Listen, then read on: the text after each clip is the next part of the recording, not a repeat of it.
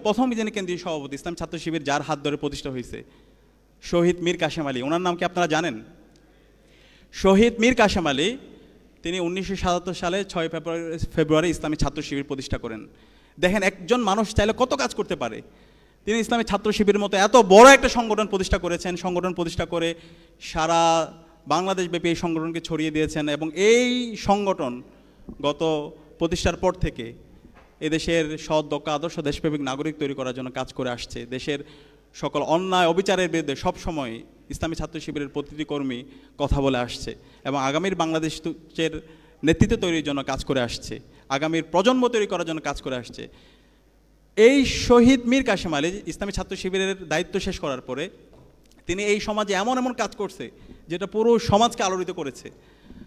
তিনি আজকের যে ইসলামী ব্যাংক আপনারা দেখতে পান, এই ইসলামী ব্যাংকের অন্যতম তিনি ফাউন্ডার ছিল। ওনার হাত ধরে এই যে ব্যাংকিং ব্যবস্থার যে একটা বিপ্লব হওয়া, সেটা শহীদ মীর কাসেম আলীর হাত ধরে হয়েছিল। বাংলাদেশে যে অসংখ্য প্রাইভেট প্রতিষ্ঠান দেখতে পান, এই প্রাইভেট প্রতিষ্ঠানগুলো যে এক্সপ্লোর করা, সেগুলো মীর কাসেম আলী ভাইয়ের হাত ধরে তৈরি হয়েছে।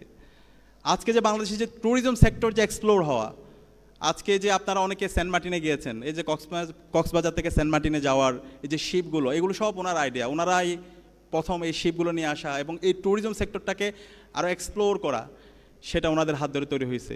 আজকে যে ইবনে সিনা হাসপাতাল দেখতে পান এবং অসংখ্য এরকম প্রাইভেট হাসপাতাল, সেগুলো ওনাদের হাত ধরে তৈরি হয়েছে।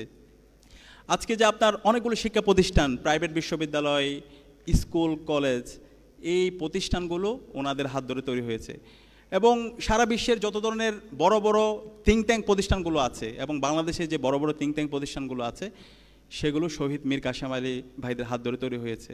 এবং একই সাথে আপনি যদি পার্বত্য এলাকায় যান, সেটা খাগড়াছড়িতে যান, রাঙ্গামাটিতে যান, বান্দরবনে যান, ওই এলাকার দুর্গম এলাকার যারা উপজাতি আছে, চাকমা, মারমা, ত্রিপুরা, রাকায়ন, ওই মানুষদের জন্য ওনারা কাজ করে গেছে। ওখানে হাসপাতাল করেছে, স্কুল করেছে, ওখানকার মানুষের কর্মসংস্থানের জন্য অসংখ্য ছোট ছোট প্রজেক্ট হাতে নিয়েছে। তো দেখেন একজন মানুষ চাইলে কত কাজ করতে পারে। তারা একজন মানুষ ছিল না, তারা এক একজন ব্যক্তি, এক একটা প্রতিষ্ঠান হয়ে গিয়েছিল এবং সারা জীবন দেশের স্বাধীনতা, সার্বভৌমত্ব, অখণ্ডতার জন্য ওনারা কাজ করে গিয়েছে। এবং বিগত ফ্যাসিস্ট খুনি হাসিনা ওনাদেরকে যখন দেখছে তারা দেশের স্বাধীনতা, সার্বভৌমত্ব, অখণ্ডতার প্রশ্নে আপোষহীন এবং আগামীর প্রজন্ম তৈরি করার জন্য তারা সবসময় কাজ করে যাচ্ছে, সুতরাং তাদেরকে হত্যা করতে হবে। তাদের বিরুদ্ধে মিথ্যা প্রপাগান্ডা, মিথ্যা অভিযোগ নিয়ে এসে শহীদ মীর কাসেম আলীকে অন্যায়ভাবে শহীদ করা হয়, ফাঁসি দেওয়া হয়। কিন্তু আজকে পুরো প্রজন্ম তাদেরকে শ্রদ্ধার সাথে স্মরণ করছে। আমি আরেকজন মানুষের কথা বলি, দেখেন আল্লামা দেলোয়ার হোসেন সাঈদী, ওনার নাম কি আপনারা জানেন? আল্লামা দেলোয়ার হোসেন সাঈদী সারাটা জীবন তিনি ইনসাফের কথা বলে গেছেন, সারাটা জীবন তিনি স্টোরি টেলিং করেছেন, যেখানে গিয়েছেন দাওয়াতের কথা বলেছেন, কল্যাণের দিকে মানুষদেরকে ডেকেছেন।